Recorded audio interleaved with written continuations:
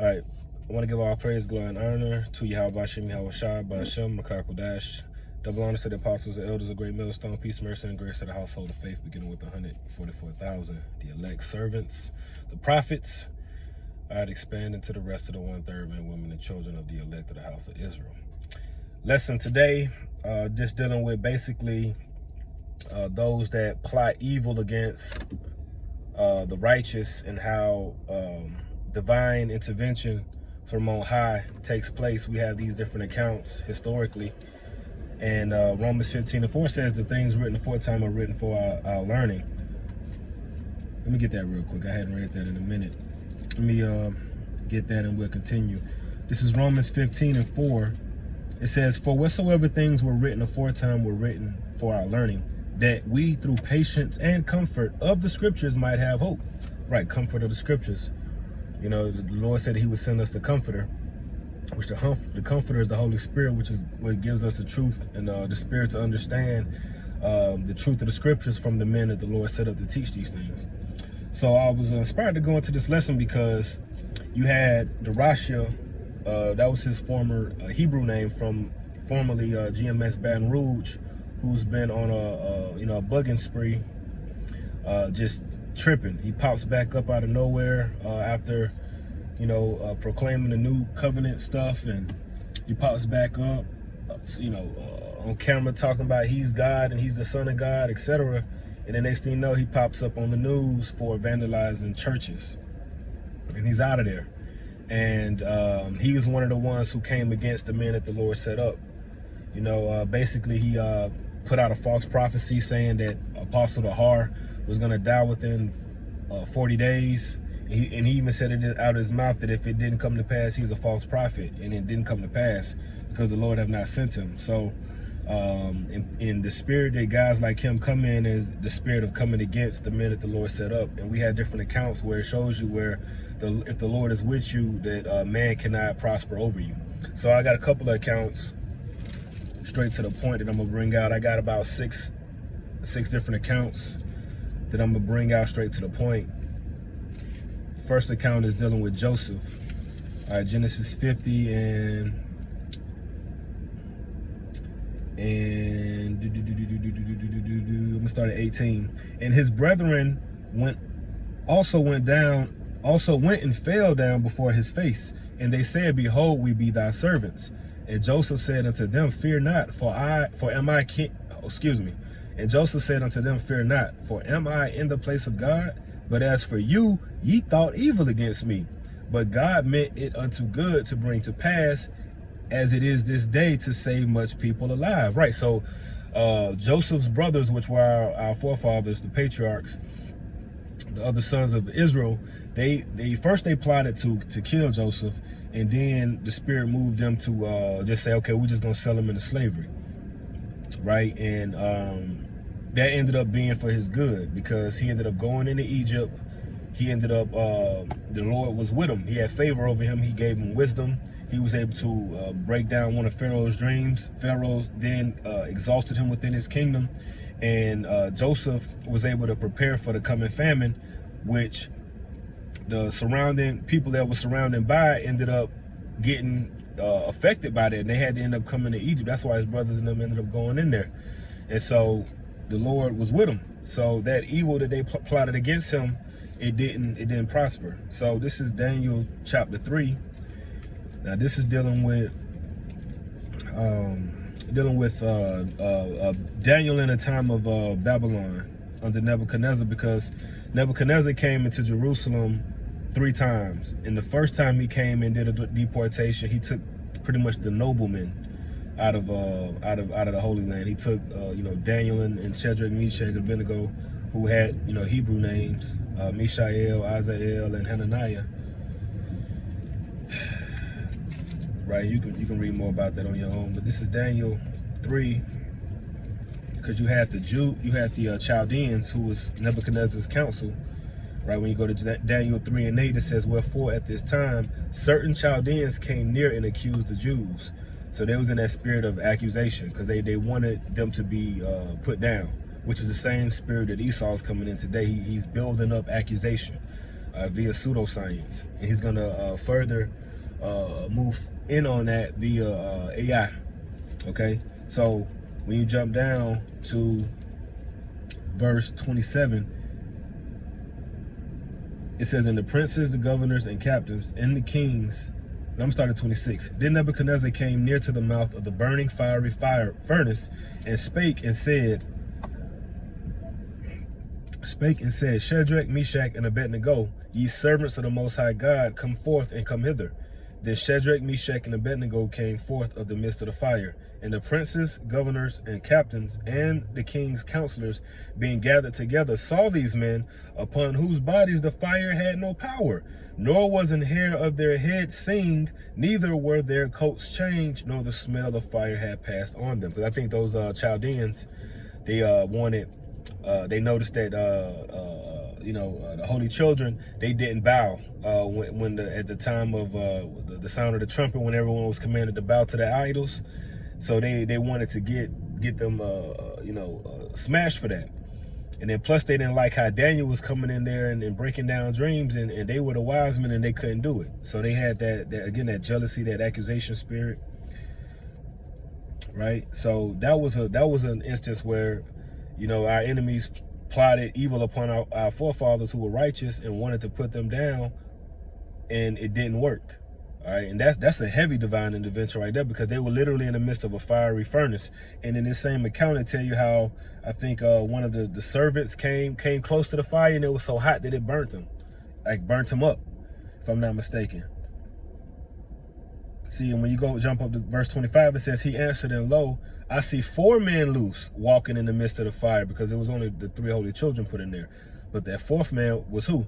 "And they have no hurt, and the form of the 4th is like the Son of God, which is Yahushua." So Yahushua was with them in the time of that fire, right? Next account, let's go to Acts 23. Okay, Acts 23 and verse 12.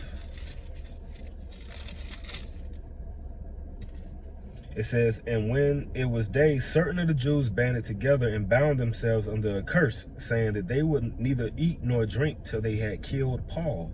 And they were more than 40 which had made this conspiracy. And they came to the chief priests and elders." Right, now, was that a conspiracy theory? No, it was a conspiracy. Conspiracy means con with, spiracy is spire with breath. It's people coming together, breathing together, and plotting evil. That's all it is.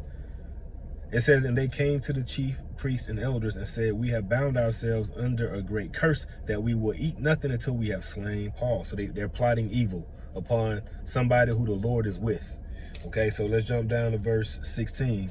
It says, "And when Paul's sister, son, his nephew, heard of their lying in wait, he went and entered into the castle and told Paul. Then Paul called him one of the centurions unto him and said, Bring this young man into a chief captain, for he have a certain thing to tell him. So he took him and brought him to the chief captain and said, Paul, the prisoner, called me unto him and prayed me to bring this young man unto thee, who have something to say unto thee. Then the chief captain took him by the hand and went with him aside privately and asked him, What is thou hast to tell me? And he said, The Jews have agreed to desire thee that they wouldest bring down Paul tomorrow to the council, as though they would inquire somewhat of him more perfectly.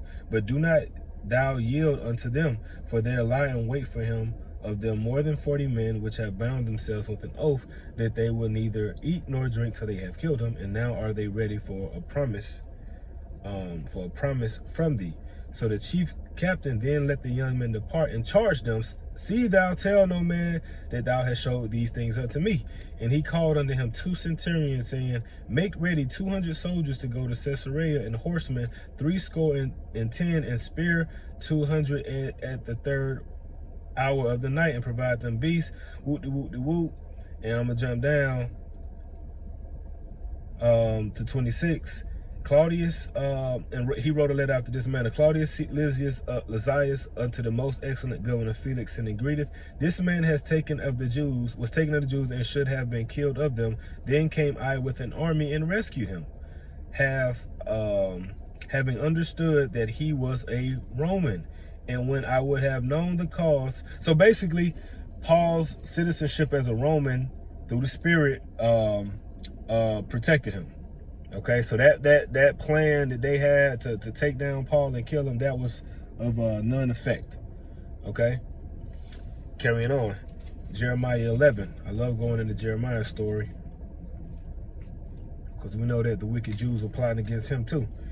Jeremiah 11 and verse 18, it says, "And the Lord have given me knowledge of it, and I know it.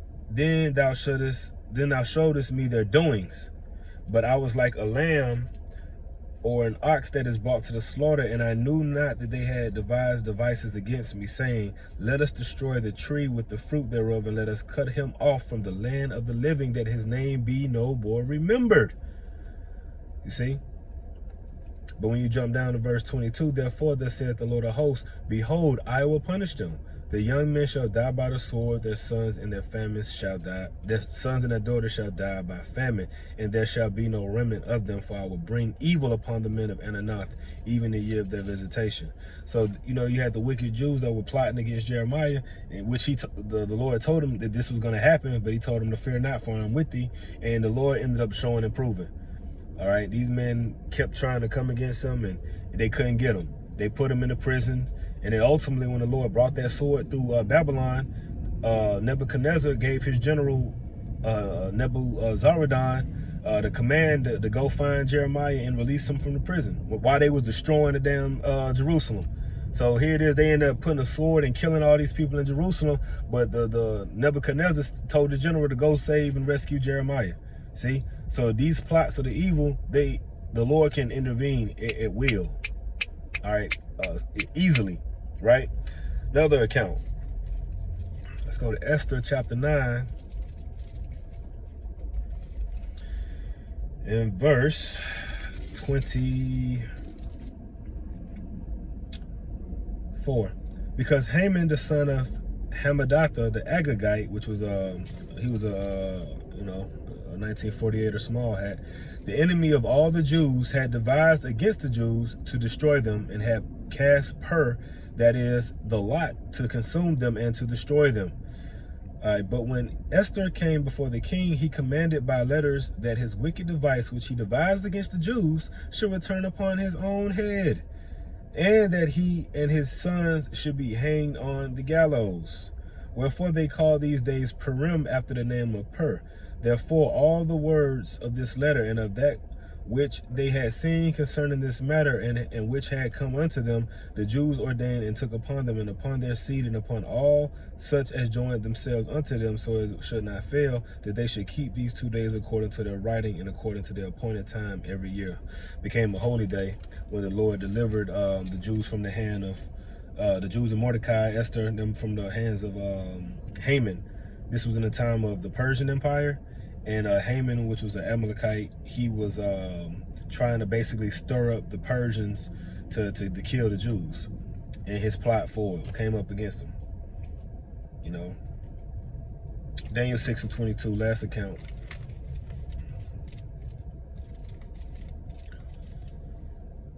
And a lot of these accounts is us being in captivity too, mind you. When we read Daniel, the Daniel account, Daniel was in Babylon. Acts account, Paul was in, our people was under the Roman rule. Jeremiah, still sovereign. We were still sovereign at that time, but we were transitioning under to the siege of the Babylonians. Esther, the Persians, Daniel again. So Daniel 6 and 22. "My God hath sent his angel."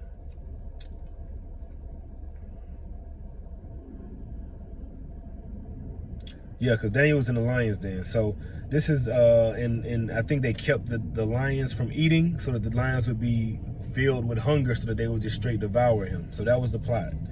Daniel 6 and 22, "My God hath sent his angel and hath shut the lions' mouths, that they should not have hurt me. For inasmuch as before him innocency was found in me, and also before thee, O king, have I done no hurt. Then the king was exceeding glad for him, and commanded that they should take Daniel up out of the den. So Daniel was taken up out of the den, and no manner of hurt was found upon him, because he believed in his God." Grand opening, grand closing. So because you have those faithful acts of our forefathers, they were delivered in the time of evil and conspiracy and plot against them. That's a message. So I'm going to go ahead and close there. I pray this was an edifying lesson, giving all glory, praise, and honor once more unto Yahweh, by Hashem Yahweh Shai, by Hashem Rakakwadash. Shalom.